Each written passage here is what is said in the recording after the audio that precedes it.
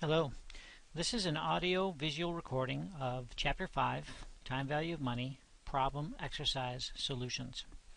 To be concise and value your time, we're going to start with question 3. Your uncle is about to retire and he wants to buy an annuity that will provide him about $75,000 of income a year for 20 years with the first premium coming immediately.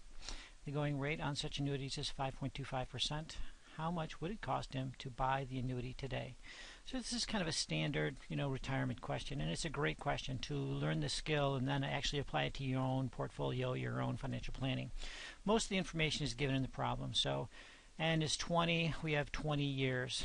I per year is 5.25. 5.25. It's an annual rate. The payment is $75,000. The payment is $75,000.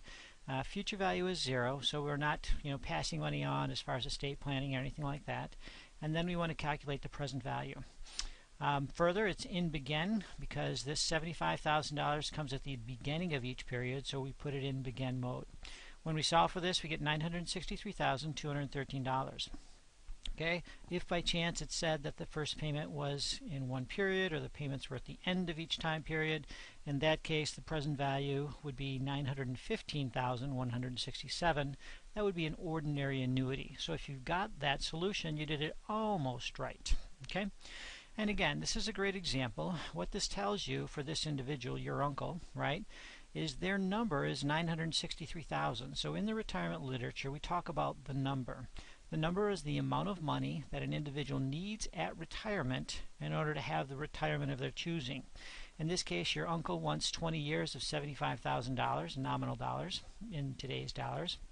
And in order to, provide that retirement, assuming a 5.25% rate of return, he needs to have at retirement $963,000. Number 4.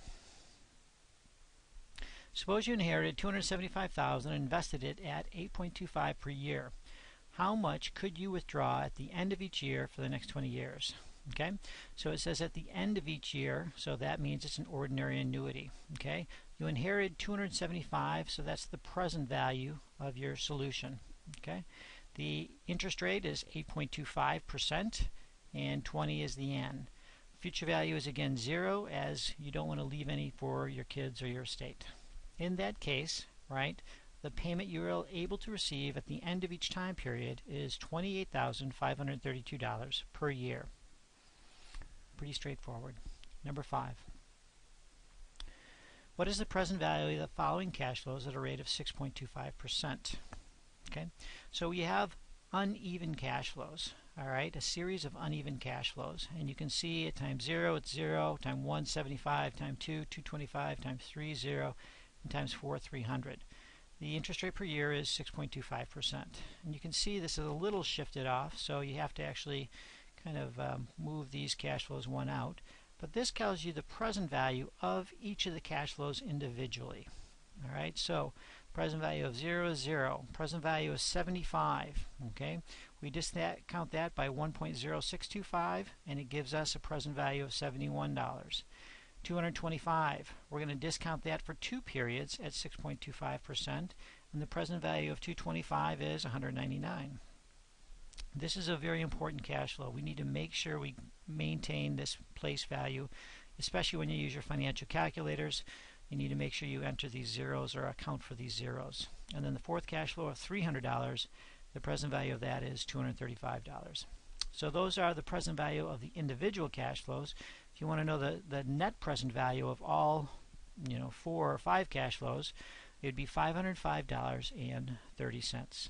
So the two solutions for this are to find the present value of each cash flow individually. Alternatively, you can use the cash flow function on your financial calculator. This is a valuable function, again, of your financial calculators where you input these cash flows sequentially.